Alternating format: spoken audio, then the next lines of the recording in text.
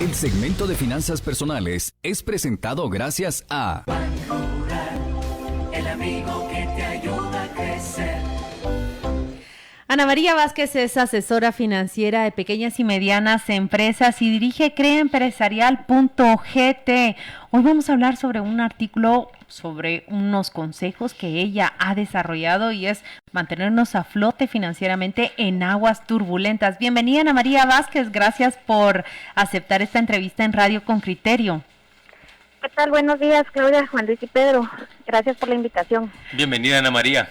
Mira, yo leo que la clave estás apuntando hacia el enfoque está en ventas y en el flujo de caja, pero ¿se pueden hablar de enfoques en ventas y en flujo de caja cuando se está bajo una pandemia, bajo una crisis económica que empieza a ser comparada con la de los años 30? Bueno, estas son las prioridades en las que sí es importante enfocarse si queremos que la empresa siga a flote. Entonces, ese es el reto, justamente mantener ventas, ya sea con nuevas maneras o métodos para hacer llegar a los clientes tus productos o servicios, o bien encontrando productos complementarios para vender. Entonces, la primera recomendación es que si aún no estamos vendiendo por internet, hagamos lo posible para digitalizar nuestra empresa. Y eso significará también invertir más en publicidad y encontrar métodos de distribución seguros. Pero hay algo que ayuda a las ventas y que a veces no hemos visto, y es evaluar los activos que tenemos y preguntarnos cómo poderles dar uso para poder vender. Y aquí tengo 3 ejemplos. Aprovechar mejor nuestros activos para la venta. A ver, danos ideas. Por ejemplo, conozco 2 empresarias que se dedicaban a coser material promocional como bolsas. Y cuando vieron todo esto del COVID, empezaron a producir tapabocas y mascarillas, fueron de las primeras que empezaron y les ha ido muy bien.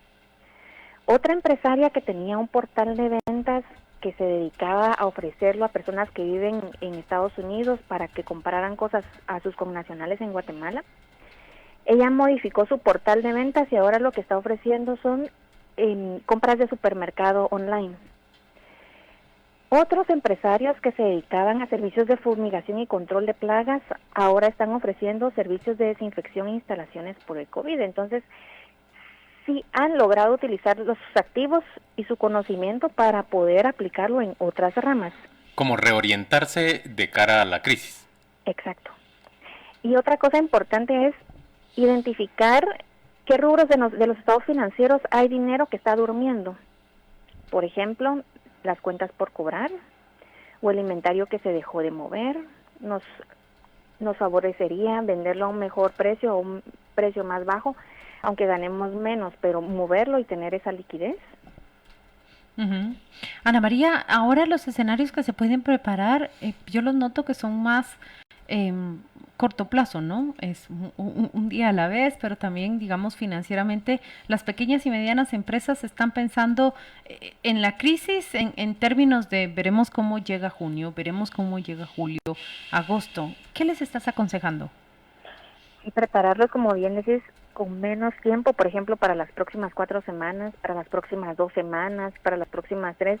Entonces, cuando tenemos esto a mano, que se me pasó a decir primero, antes de entrar a esto, observamos la realidad no solo nacional de nuestra industria, sino a nivel internacional, y es bueno poder observar también otras industrias que no están relacionadas a la nuestra, porque nos da ideas de cómo ellos se han adaptado y de innovaciones que podríamos traer a nuestro negocio. Entonces es muy importante también, después de observar la industria, ser consciente de nuestra situación actual. Por ejemplo, hay productos que se están demandando y que se han vuelto ahorita de primera necesidad, y quizás el que yo ofrezco ha quedado por debajo en la lista. Y entonces es claro que la demanda que vamos a tener del producto va a disminuir, y entonces debemos ser creativos para encontrar maneras de hacerlo llegar. Cuando tenemos esto listo, esa observación y esa primera investigación, entonces empezamos a hacer lo que les contaba, de ventas en internet, de encontrar qué tenemos para sacarle el jugo de nuestros activos, de ver los rubros en nuestros estados financieros, y nuestros escenarios deben comprender esa visión un poco más amplia, pero en cuestión de 2 o 3 semanas hacer números con ventas que incluya costos, gastos, también regulaciones sanitarias, los horarios, impuestos, la logística, el costo de entrega, etcétera. Y entonces evaluar si nos conviene o no echarlo en marcha, pero tiene que ser un proceso bastante ágil para poder implementar en cuestión de 1 o 2 semanas. ¿Qué tal, Ana María? El escenario ese difuminado entre si esto viene a quedarse o es circunstancial, ¿cómo lo manejamos en la ecuación? Porque mucha gente dirá, bueno, ok, yo voy a contratar ahora 2 motoristas más que me hacen falta para reconvertir mi negocio, pero ¿será que ya compro 4 motos y me lanzo? Porque esto viene a quedarse. Yo dentro de 3 o 4 meses o 2, porque no sabemos, ya no voy a ser el que era. ¿Cómo manejar esa variable incierta de tiempo y de costumbres o formas nuevas? Por ejemplo, en activos como comprar motos, yo no recomendaría comprar, pero sí recomendaría invertir en poder poner su tienda en internet, con carrito de pago y todo lo demás, que por cierto ya existen ofertas a bajo costo donde uno puede promocionar sus productos y servicios, y toda esa plataforma lo vende por uno, y uno debe encargarse de la distribución. Entonces, más que invertir grandes cantidades para algo incierto, como bien lo apunta Pedro, es evaluar qué puedo hacer con lo que tengo, con la menor inversión posible. Por ejemplo, no voy a contratar o comprar 2 motos y contratar personas de tiempo completo, pero actualmente hay personas que se dedicaban a Uber y que están llevando, por ejemplo, a la gente del Trébol a la municipalidad por 20 quetzales, y entonces le cobran a 4 personas 5 a cada una, claro. Exacto.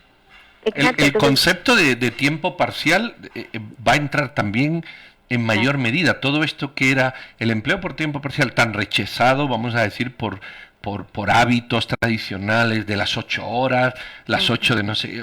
O sea, esto va a sufrir un cambio absoluto. Sí, de hecho ya sufrió, porque muchas empresas ya están con sus empleados trabajando desde casa o con tiempos parciales, trabajando mediodía, 4 horas, 5 horas. Es una realidad que estamos viviendo. Ana María, ¿en dónde ubicas los mayores recortes o ahorros que las empresas pequeñas y medianas pueden aplicar en estos momentos? ¿Cuáles son los rubros que tú decís, aquí hay una oportunidad de ahorro durante la crisis? Sí, es una pregunta muy interesante, porque muchas empresas que tenían, por ejemplo, local, oficinas, y tienen contrato que no ha vencido, pues es algo bien difícil, porque ese rubro es grande, pero no lo pueden recortar de tajo porque hay un contrato que los compromete y hay que llegar a un acuerdo con el que le está dando el servicio, ¿verdad? Y, por ejemplo, si pagaban parqueo también y era por contrato, es bien complejo incluso llegar a acuerdos con los propios empleados. Es bastante válido, es una realidad que el empresario no va a poder seguir costeando todo eso o pagándolo si sus ingresos se van a ver mermados y están siendo afectados considerablemente.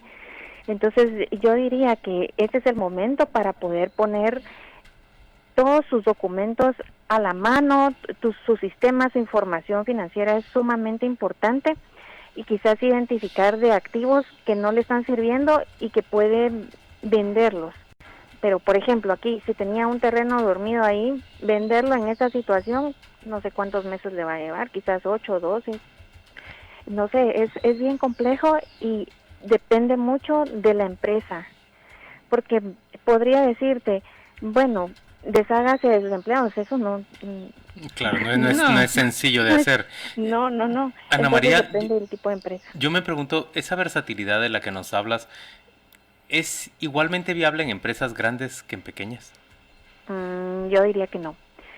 Por ejemplo, las empresas pequeñas, las pymes, tienen la gran ventaja de que radican en 2 o 3 dueños y es más fácil ponerse de acuerdo.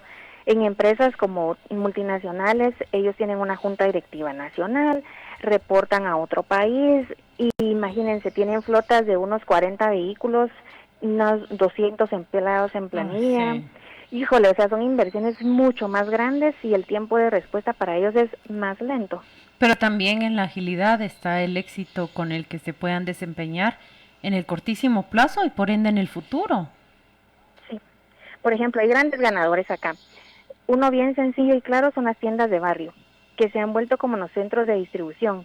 Y entonces uno necesita algo que se le acabó, mejor va a la tienda y ya gasta. Si antes no la visitaba, ahora gasta unos 200 quetzales solo en compras entre pan, huevos y demás. Bueno, muchas gracias Ana María por estos consejos, te agradecemos bastante. Ella es Ana María Vázquez, asesora financiera especializada en pequeñas y medianas empresas.